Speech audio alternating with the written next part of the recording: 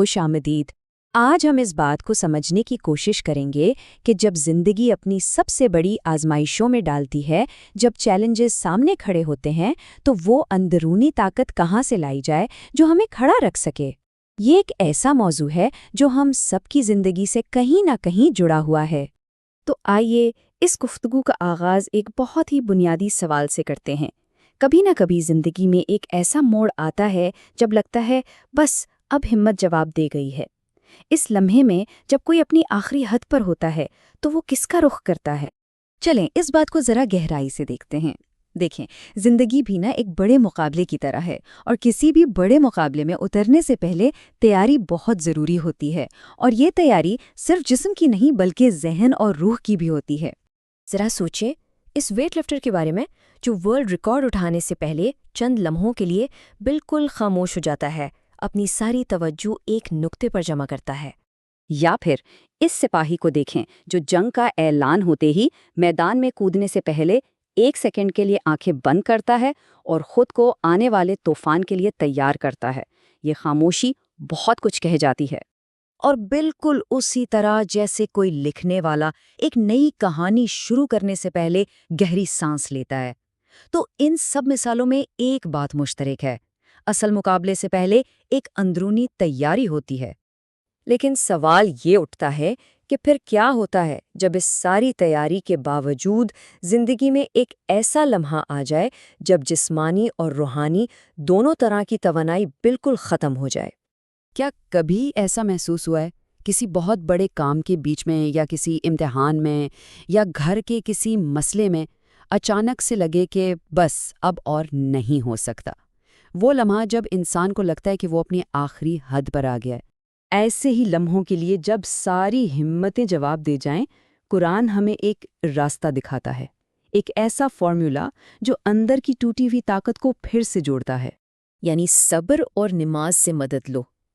اور یہ صرف 2 الفاظ نہیں ہیں، یہ ایک مکمل حکمت عملی ہے، ایک لائف لائن ہے جس کے 2 حصے ہیں۔ آج ہم انہی 2 اوزاروں کو سمجھنے کی کوشش کریں گے۔ تو چلیں پہلے صبر کو سمجھتے ہیں۔ عام طور پر ہم صبر کو ایک پیسو چیز سمجھتے ہیں، یعنی بس چپ چاپ برداشت کرنا۔ لیکن یہاں جو بات ہو رہی ہے وہ اس سے بہت مختلف ہے۔ یہ ایک فعال، ایک ایکٹیو پاور ہے۔ دیکھیں، اکثر صبر کا مطلب لیا جاتا ہے کہ بس ہاتھ پر ہاتھ دھرے انتظار کرو، لیکن قرآن کا نقطہ نظر یہ ہے کہ صبر ایک شعوری روحانی مشق ہے۔ یہ صرف برداشت کرنا نہیں بلکہ اپنی اندرونی مضبوطی کو بڑھانے کا ایک ذریعہ ہے۔ صبر کا مطلب ہے جان بوجھ کر ایک نیت کے ساتھ مشکل برداشت کرنا تاکہ اپنے روح کو مضبوط کیا جا سکے۔ اور اس کی سب سے بہترین مثال رمضان کا مہینہ ہے۔ یہ تو جیسے روح کے لیے ایک ٹریننگ ورکشاپ ہے، جہاں ہم خود اپنی مرضی سے بھوک پیاس برداشت کرتے ہیں تاکہ ہماری روح طاقتور ہو۔ اور جب کوئی اس طرح سے صبر کرتا ہے نا، تو پھر اللہ کا وعدہ بھی ہے، بے شک اللہ صبر کرنے والوں کے ساتھ ہے۔ یہ صرف ایک تسلی کا جملہ نہیں، یہ الہی مدد کی ایک گارنٹی ہے۔ اچھا، تو یہ تو تھا صبر۔ اب آتے ہیں دوسرے اوزار کی طرف، نماز۔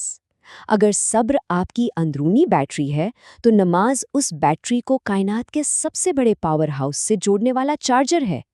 یہ ایک ڈائریکٹ لائن ہے۔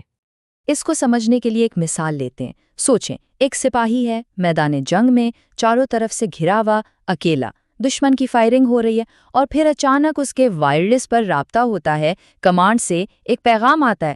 بس وہی ایک پیغام اس کے لیے امید بھی ہے اور آگے کا راستہ بھی۔ نماز بالکل یہی کام کرتی ہے۔ یہ مشکل کے بیچ لامحدود مدد کے سرچشمے سے ایک حقیقی رابطہ ہے۔ تو سب سے اہم نقطہ یہ ہے کہ یہ دونوں چیزیں الگ الگ نہیں ہیں، یہ تو ایک ہی پرندے کے 2 پر ہیں، ایک کے بغیر دوسرا ادھورا ہے۔ نماز یعنی اللہ سے وہ جو دل کا تعلق ہے، وہ صبر کرنے کی ہمت کو اور بڑھا دیتا ہے۔ اور اس کی سب سے بڑی، سب سے عظیم مثال ہمیں میدان کربلا میں نظر آتی ہے، جب امام حسین نے شدید ترین مصیبت کے عالم میں صبر کی انتہا پر نماز قائم کی۔ یہ عمل خود بتا رہا تھا کہ ان کی اس پہاڑ جیسی استقامت کا سرچشمہ کیا تھا۔ تو ٹھیک ہے، یہ بڑی بڑی باتیں تو سمجھ آ گئیں، لیکن اب سوال یہ ہے کہ ہم اپنی روزمرہ کی زندگی میں اسے کیسے اپنائیں؟ ہماری زندگی میں یہ فیول سٹیشنز کہاں ہیں؟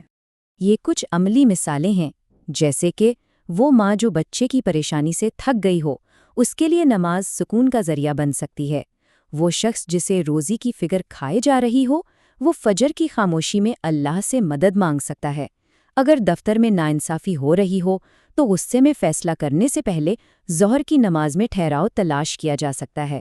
اور بیماری کی حالت میں مسجد میں نماز کے لیے جانا بے چین روح کے لیے ایک پناہ گاہ جیسا ہے۔ تو آخر میں یہ سارا تجزیہ ہمیں ایک سوال پر لا کر چھوڑتا ہے، اور وہ سوال صرف جاننے کے لیے نہیں بلکہ کرنے کے لیے ہے۔ آج ابھی وہ کون سا ایک چھوٹا سا قدم اٹھایا جا سکتا ہے جس سے کسی کے صبر اور نماز کا معیار تھوڑا سا بہتر ہو جائے؟ یہی وہ سوال ہے جو اس ساری گفتگو کو ہماری حقیقی زندگی سے جوڑتا ہے۔